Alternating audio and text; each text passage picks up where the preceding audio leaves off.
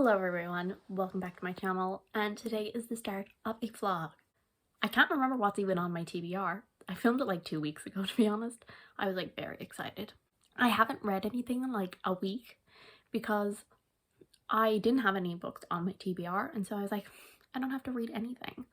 And but I did read things, and then I got to like a week away from the end of the month, and I was like, I'm going to finish The Serpent's Curse by Lisa Maxwell.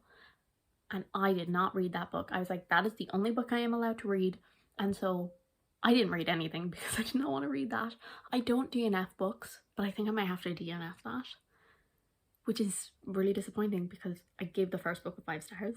And so like now I'm doubting myself. I'm like, was it even that good? Currently it is the 31st of August, so the readathon starts in like 3 hours. I'm not staying up until 12 o'clock to start. I'm trying to figure out what book I want to start first. I know Fury Born is on there. I might read that maybe. That would be a nice one to start off. I think I want to start with an audiobook because of the fact like I'm a bit slumpy and stuff, so an audiobook that I can just like speed through. Maybe like Disfigured. I just remembered I have to read Escaping Houdini. So welcome to Bookoplathon / Magical Readathon. I'm very excited.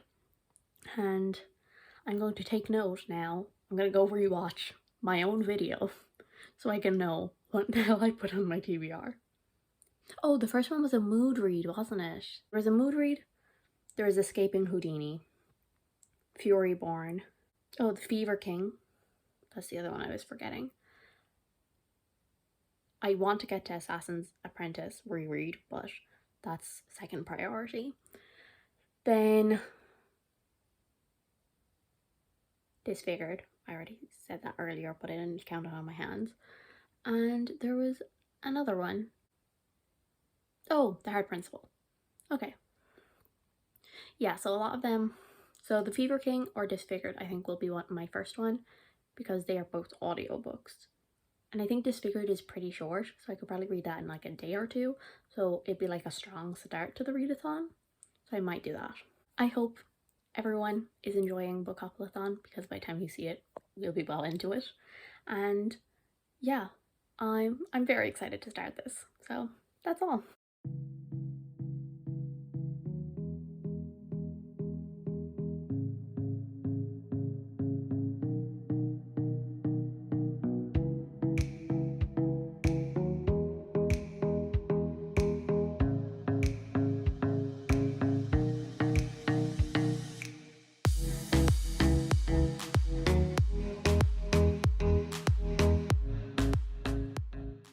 Good morning everyone. So it is now day 2. I have actually a good bit to update you on.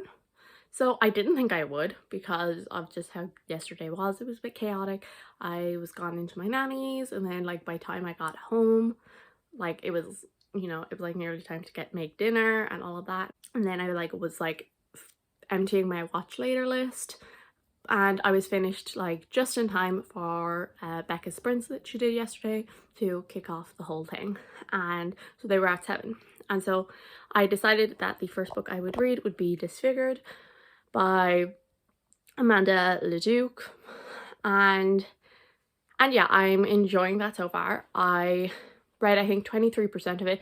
It's a pretty short audiobook. I was listening to it on 3 times speed while reading along on the ebook, both of which are on SCRIBD. I'm enjoying it so far. It's definitely very interesting and I like the way it's told. I don't read a lot of nonfiction and I've kind of only really read 2, and so one was a memoir, which was All Boys Aren't Blue by George M. Johnson, and then the other one was Invisible Women, which is definitely more of like a scientific, like analytical, very formal book. So like they're obviously 2 very different things, and this one kind of falls somewhere in the middle, definitely leaning more towards the memoir side, but it has a couple of like quotes and stuff in there, and it's a lot more casual though. It's not extremely formal. It feels more like just a casual discussion with nearly like a friend or something, and I really like the way it's being told. Yeah, I'm really enjoying it so far, and I would have gotten more done, but then for dice sprints, which was what Becca was doing, if you roll a double, you're supposed to switch books, and I was gonna just pretend I did not see it. But I was like, no, follow the rules.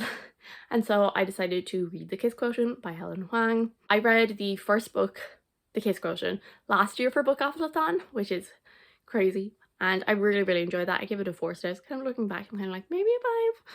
But, and then I read The Bright Test earlier this year in February, and I gave that a like low 3 stars. So I used CAWPILE, and I think it was like 1 or 2 like marks into the 3 star, so it was like pretty low. It was almost a 2 star, and yeah, I didn't really like that, and so I started The Heart Principle, and I finished it. Yeah, I read it in about 3 hours yesterday. I finished it at like 5 to 12, and I gave it a 5 stars. Who is she giving a romance 5 stars? Who is she? But I did anyway, and I really enjoyed it. So as I said, this is the 3rd book in the series, and this one follows Anna, who I had always been told she has OCD. I don't know where that one came from, but I saw loads of booktubers saying it. I think maybe that was the original synopsis and things were changed around. Then we also follow Kwan, who is the cousin of Michael from the first book and the brother of Kai in the 2nd book. And Anna's boyfriend decides to open up their relationship, and he kind of doesn't really believe that Anna is actually going to like take advantage of an open relationship, and so basically it's just an excuse for him to cheat. So she goes on a dating app, and her and Kwan hit it off, and then obviously romance. And I said in my TBR, and I do agree with it, it is definitely kind of less heavy romance than some of the other books, though it still is very romance heavy. Obviously it is a romance book, because I have seen some people say, oh yeah, it's definitely like more contemporary. It's still like predominantly romance, but there is definitely a lot more like general contemporary elements to it. I think you can just tell that this book was different than the rest of them, and I think it's because it's a lot more personal, and like that was kind of my feelings while going through it, from like what I had known and all this, and then at the end like reading like the author's note and all this, it was like, oh yeah. And I think that definitely added a whole new element to it. It's not like a brand new favorite of all time or anything, but it is definitely a 5 star. I just really enjoyed it. I mean, I read it in one day. I read it in like 3 hours. It was so much fun. And that's kind of why I'm kind of thinking that The Kiss Quotient, I should bump that up to 5 stars, because I do think I preferred that. I preferred Stella and Michael's characters. They are my favorite couple. They are my favorite characters from the series so far, and I just loved their dynamic so much. But I think what like held me back is like the middle for me was very repetitive and was kind of like a bit boring. But yeah, I think I was just very strict on The Kiss Quotient because it was my first romance. I was like, there's no way I'm giving a romance 5 stars, right? Right? And now like a year later, I'm like, no, it probably deserved a 5 stars and you were just being mean. Growth. I'm still not a romance reader, but I'm very happy that I now have a 5 star, because like that was like my whole purpose for that vlog I did back in February. It was like trying to find a 5 star romance, and it's finally happened. It's finally happened. And yeah, I'm still very picky, but Helen Huang, she does good. She does right. So yeah, so that's all. That was a very long rant, but I have my first book done. That's all for now. I'm gonna go do some stuff and then hopefully finish my book. Also, I need to edit my video that I was going up today. Whoopsies. Need to go do that.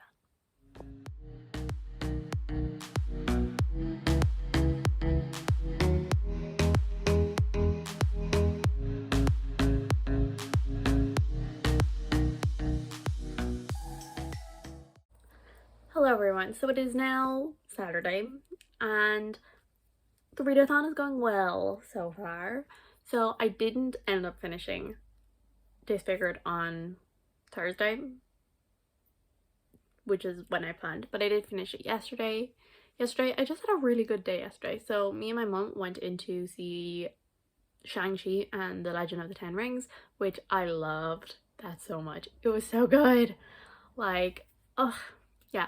Also, just so you know, my cinema does it so that you pre-book tickets so that like there's gaps all around the place, and in the end we chose a time because like children are back at school and all of that, so we chose like in the morning time because we knew people probably wouldn't be there, and I think there was probably maybe 7 people total in the entire cinema, so don't worry. Also, I am double vaccinated, but just so you know. And then while we were there, we went into a bookstore and I bought Anxious People by Frederick Backman because I've heard great things about it, and I have read Beartown and I like that. So yeah, I'm gonna read that at some point. Movie. Let's just talk about that. I really loved it. It's definitely like, it's up there. It's definitely not like my favorite, but I would say it's maybe like, it's definitely top 10, maybe top 5. And yeah, I just really enjoy it. Something I've realized is, while I love things like Iron Man with, you know, the suits and all of that, and like things like Doctor Strange with the powers, and like also like Wanda with her powers and all of that, I am a sucker for a really good like fight scene that is just like, as in like hand to hand slash knives sometimes. So for example, like the Captain America and the Winter Soldier, I love that because I love the fight scenes in it, and this one was the same with me. Like the fight scenes were incredible. Like I was on the edge of my seat. I loved it so much. I also really enjoyed the characters and just the story in general. There was definitely like a couple of moments where the pacing was a bit like off, a bit slower and all of that, but overall I really loved it. And if you can see it, do. Obviously not everyone can see it, and especially with the way the world is, but if you can, I definitely do recommend it. Yeah, and so then when I got home, I finished Disfigured, and I don't rate nonfiction, but I mean, it'd probably be maybe like a 4-ish.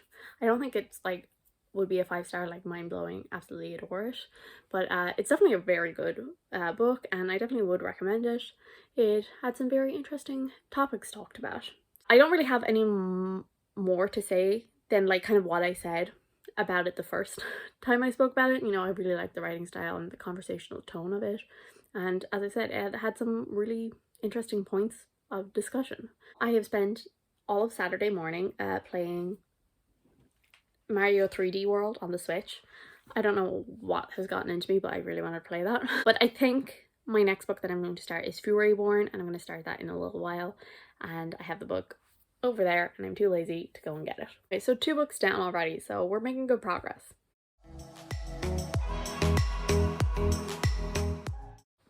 Hi, so it is now Monday, so I'm gonna wrap this vlog up. So it wasn't a full week reading vlog, but I like Mondays to Sundays / Mondays to Mondays really, but I'm here to wrap this up. It's been a pretty successful first few days of the Magical Readathon and Bookoplathon. Obviously, I read The Heart Principle. I gave that 5 stars.